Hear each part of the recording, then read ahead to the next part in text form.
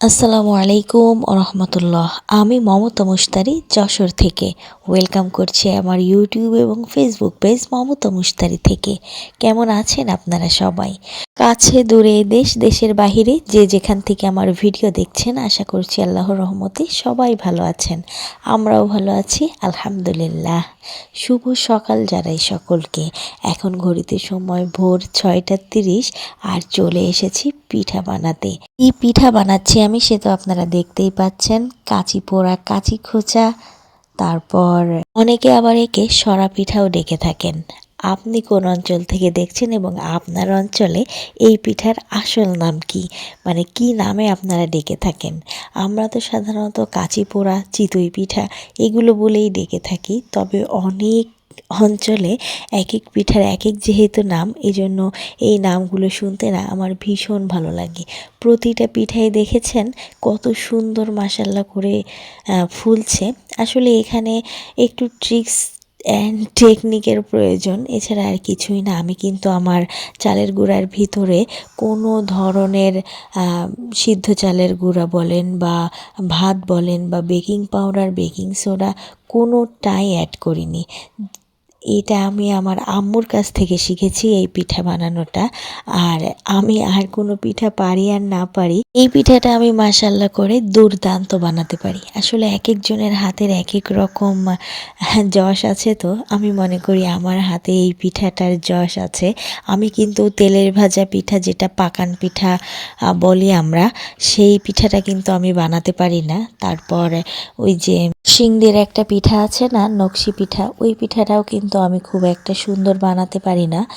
যাই হোক, সমস্তটা মিলিয়ে এখানে কিছু পিঠা আমি দুধে ভিজিয়ে নিচ্ছিলাম। আসলে আমি যেহেতু শহরে থাকি, আমার এখানে রস পাওয়া খুবই দুষ্কর।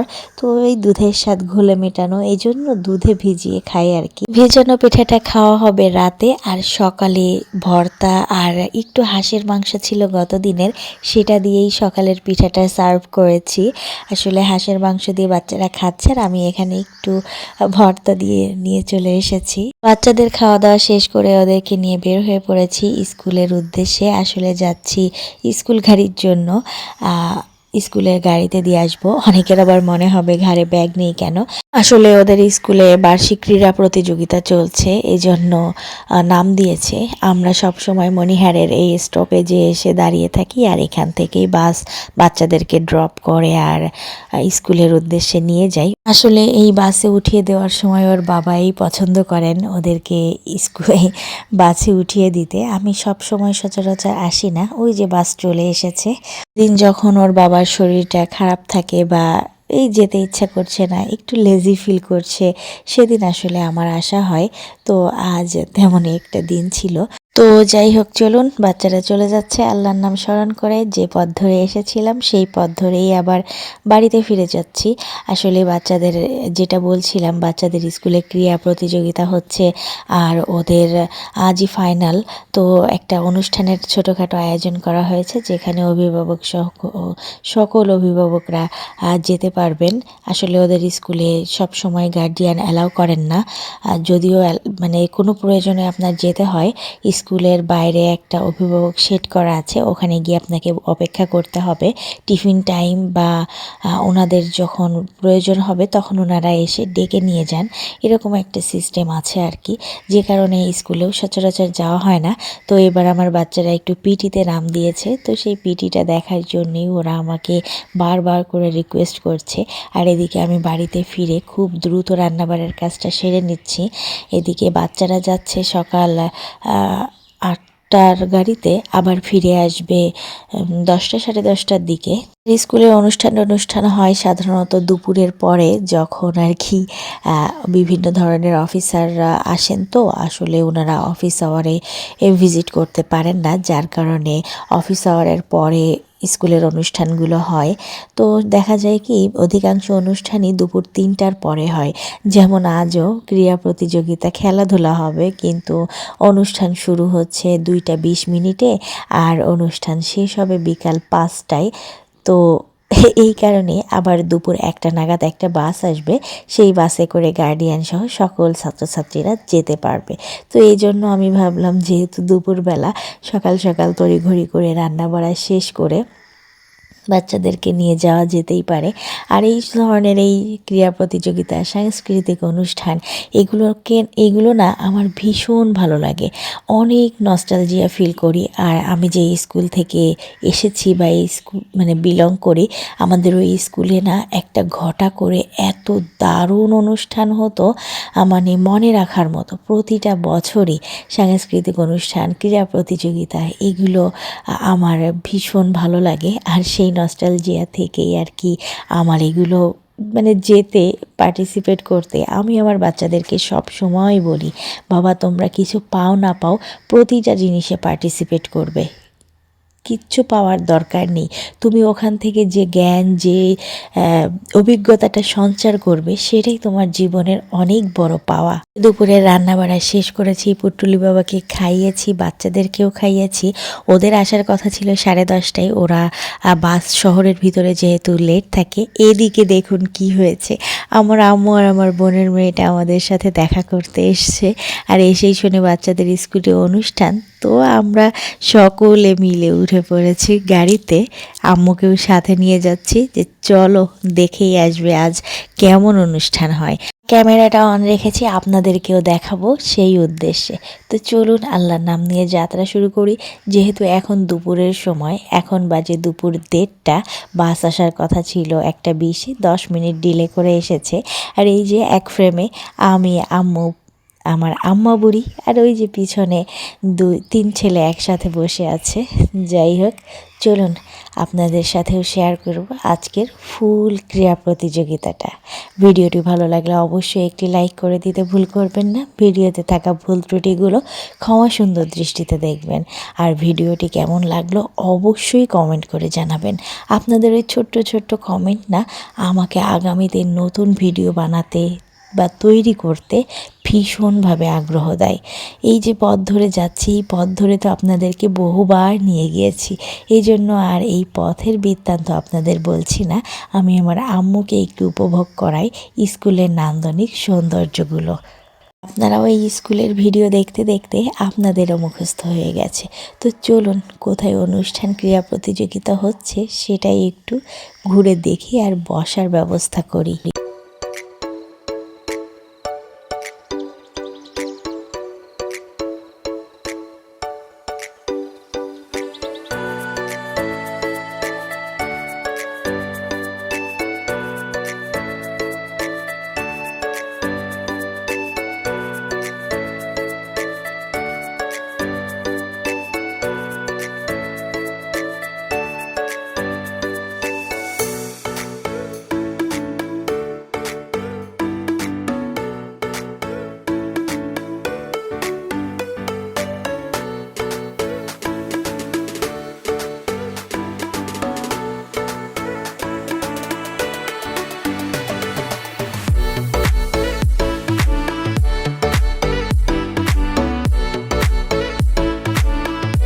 আমাদের বাসটা 10 মিনিট ডিলে করে আসার কারণে আসলে আমরা সেভাবে সামনের সিটে বসতে পারিনি।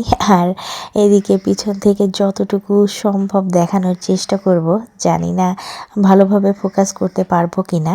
সম্পূর্ণ টেন্টগুলো লোকে লোকারণ্য হয়ে গেছে, সকলেই দেখলাম বেশ উৎসাহ নিয়ে দেখতে এসেছে।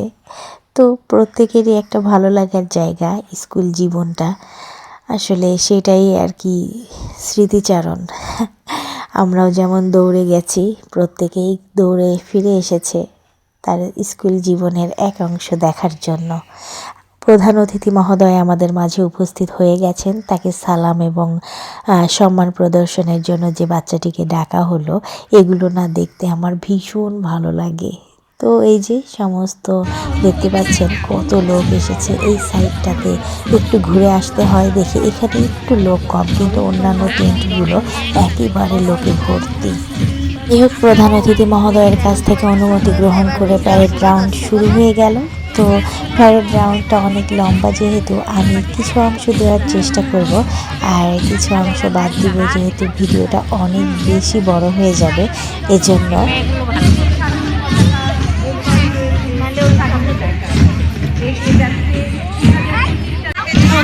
মোবাইল বের করো এবার সবাই খারাপ এই রবিন হাউস এটা আমার হাউস আরে এই বগুড়িটা ছড়ালে ঠিক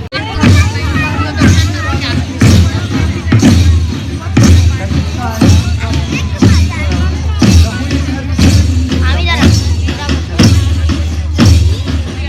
এই তলোয়ারের ইটা আমার খুব ভালো লাগে দেখতে ওই তো ব্যান্ড পার্টির যে হেড তলোয়ার নাচ আসছে দেখে না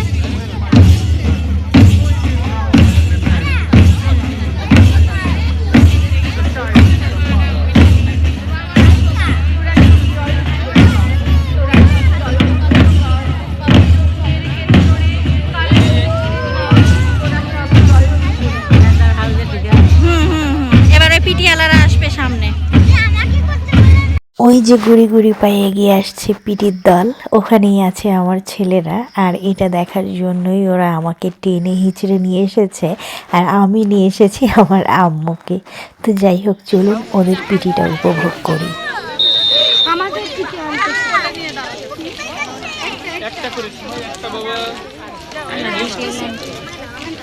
আমাদের জনগণটা সব দ্বিতীয় লাইন তারপর একে একে শুরু হলো ক্রীড়া প্রতিযোগিতার অংশবিশেষ। 100 মিটার, 800 মিটার, 400 মিটার, তারপর রিলে দৌড়, এগুলো বিভিন্ন ধরনের খেলা উপস্থিত হলো। এগুলো দেখতে ভীষণ ভালো লাগছিল। আসলে এগুলো দেখতে তো সকলেরই ভালো লাগে, কে আগে যাচ্ছে কে পরে যাচ্ছে এটা কিন্তু শিক্ষকদেরও কনফিউজিংয়ের বিষয়। তো সবচেয়ে বেশি ভালো লাগে এই যে 800 মিটার যে দৌড়টা আছে এইটা। তো কিছু বাচ্চা দেখলাম খুবই দ্রুত, আর যারা সকাল থেকে প্র্যাকটিস করে করে একটু নাজেহাল হয়ে গেছে তারা আবার একটু পিছিয়ে পড়ছিল। সমস্তটা মিলিয়ে বেশ উপভোগ্য ছিল। আর সব শেষে ছিল এই যে যেমন সাজো তেমন প্রতিযোগিতা। খুদে খুদে বাচ্চারা কি দারুণ করে সেজে এসেছে দেখুন। প্রত্যেকটা একটার থেকে একটা যেন বেশি সুন্দর। প্রত্যেকটা বাচ্চাই কিন্তু আমাদেরকে একটা করে ছোট্ট ছোট্ট মেসেজ দিচ্ছে।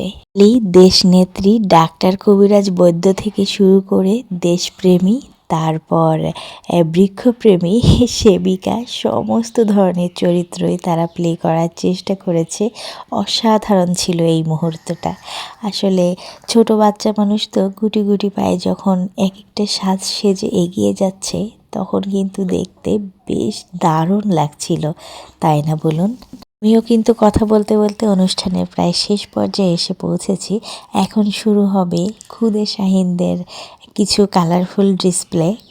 কিছু কপিরাইটের কারণে আমি গানগুলোর অংশবিশেষ অ্যাড করতে পারছি না, যদি কপিরাইট খেয়ে যাই। গত এক ভিডিওতে কিন্তু আমি কপিরাইট খেয়েছি, পরপর 3 বার সেটাকে ডিলিট করে আবার আপলোড করতে হয়েছে, যার জন্য।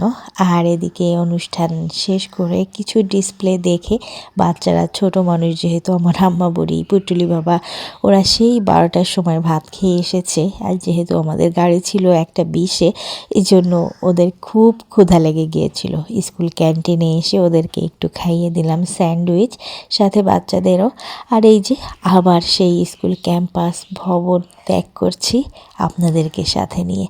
এক ঝলক এখানে দাঁড়িয়ে একটু আম্মুকে ছবি তুলে দিচ্ছিলাম, যেহেতু আর কবে আসবে না সেটা তো বলতে পারছি না। আর এই স্কুলের এই জায়গাটা এতটা পরিমাণ ভাইরাল, এই বিমানের সামনে দাঁড়িয়ে এমন কোনো গার্ডিয়ান নেই যে একটা সেলফি বা ফটো তার ফোনে নেই। প্রত্যেকেরই মনের বাসনা এইখানটা দাঁড়িয়ে একটা সুন্দর মতো ছবি তোলার। তো যাই হোক, আমরাও তার ব্যতিক্রম নয়। বাচ্চারা উঠে গিয়েছে তাদের গন্তব্যে। এখানে একটা ছোট্ট নার্সারি কেজির বাচ্চাদের জন্য একটু প্লেগ্রাউন্ড করা আছে, তবে আজকে সেটা সকলের জন্য উন্মুক্ত। আমার আম্মা বুড়িটা নাকি এর আগে কখনো এ ধরনের খেলনাপাতিতে ওঠেনি, যার জন্য ও ভীষণ ভয় পাচ্ছিল। তো ওকে একটু কোনো মতে সাহস জুগিয়ে রাইডটাতে চড়িয়েছি, স্লিপার আর কি।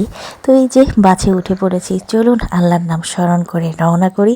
আজকের ভিডিও এই পর্যন্তই। প্রত্যেকের সুস্বাস্থ্য এবং দীর্ঘায়ু কামনা করছি। প্রত্যেকে ভালো থাকবেন, সুস্থ থাকবেন, আমাদের জন্য দোয়া করবেন। আল্লাহ হাফেজ, আসসালামু আলাইকুম।